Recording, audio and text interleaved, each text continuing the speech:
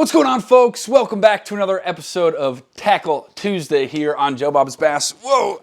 Hope you guys are having a great week. Sorry, this is actually Wednesday that this video is getting out to you. I had some technical difficulties with the camera yesterday. I recorded the whole video. Half of it recorded, half of it didn't have sound. It was a weird thing. So I said, screw it, we're doing it today. But anyways, today I want to talk about the Catch 120 Classic by Pelican.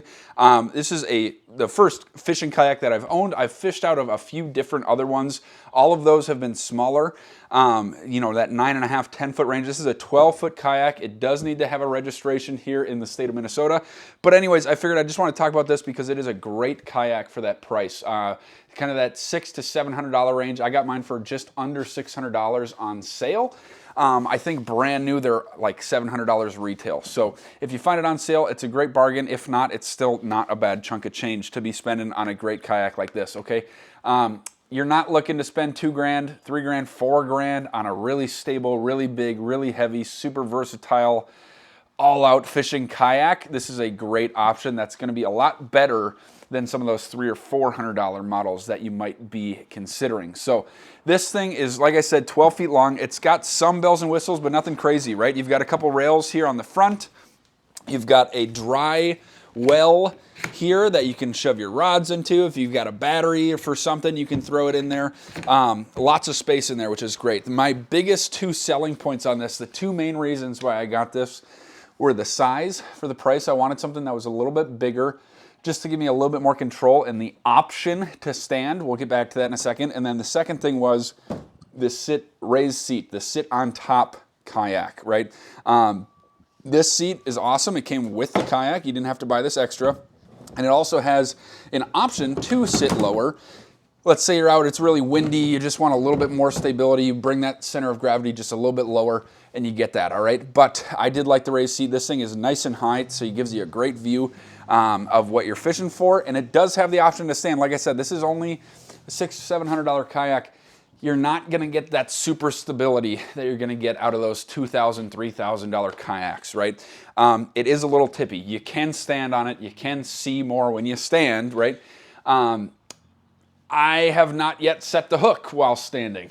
It's not the most stable thing as far as long-term goes, all right? Other things about this kayak that are really great, you've got some rails here for your foot controls, right? So rather than a lot of kayaks might just have molds here where you can kind of put your foot here or there, well then those molds dig into your ankle. They're just really not comfortable, right? So having these where you can adjust it to your size. I'm 6'2", 230 pounds. This thing fits me terrific. Some of those smaller kayaks I feel absolutely cramped in. So keep that in mind as well.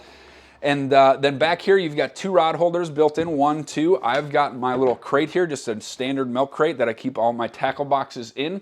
I've got another 3 rod holders on the back of that, all right? So I could have 5 rods on here. I never really go out with more than 3 anyways, so take that into consideration. But great little add-on there for $10 on Amazon. You can get one of those rod holders. I've just got it bungeed on there, no problem.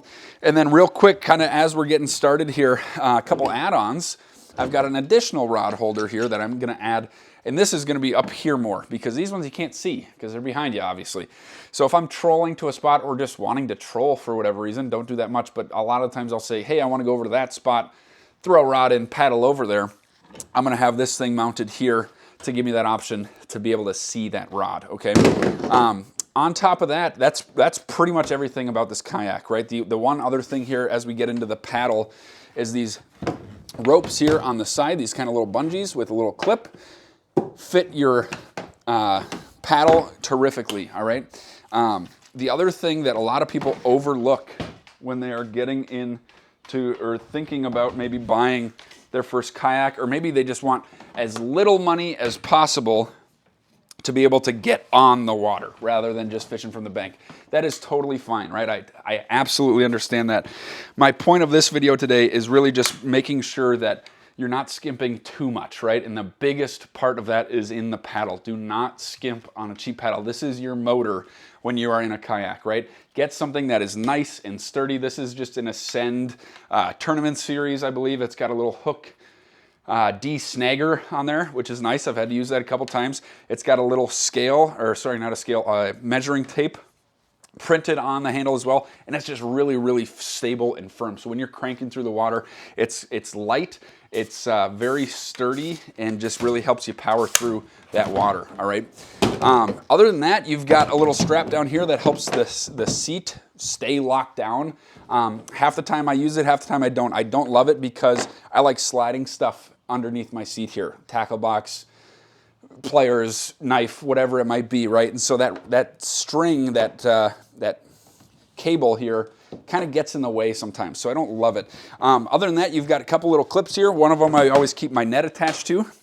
This is just a necessary little kayak net. If you're out there in the boat, you catch a big pike or something, you're gonna want this. This is just the Frable rubberized netting, right? So I got this clipped on right here, little tiny lanyard, piece of cake, and then I leave that right there next to me. Handles right next to my right hand. Can grab it at a piece of cake. So that's pretty much it, guys. This is just a super, super great kayak. I've been super pleased with this. This will be going on my 3rd year with this kayak now, all right? It's held up to the sun. I'll leave it outside for a few days sometimes in the summer. Some days I'll put it in the shed. Some days I keep it in the garage like this. Overall, it's held up great. I've been dragging it across roads or gravel and that kind of stuff. There's nothing that I have to worry about yet. The plastic is very, very solid. It is about 80 pounds. Makes it nice and easy to get on top of the roof of my car, my van. If you're looking at some of those pricier kayaks, they can start to get up there in weight, right? Obviously, the weight helps with the stability of the kayak, but it can also make moving it around a pain in the butt, so keep that in mind.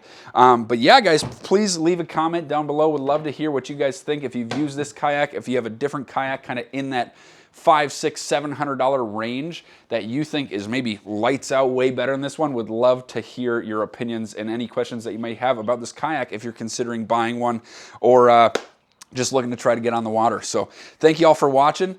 Stay tuned next week. I've got a new swim bait rod on the way. Super, super excited to go over the new swim bait setup with you guys and show you a little bit about what lures, what rod, what reel I'm going to be throwing out of this kayak, along with some of my other setups we'll be coming and talking about in the future weeks as well. So thank you all. Take care. Happy Tuesday/Wednesday. We'll see you next week.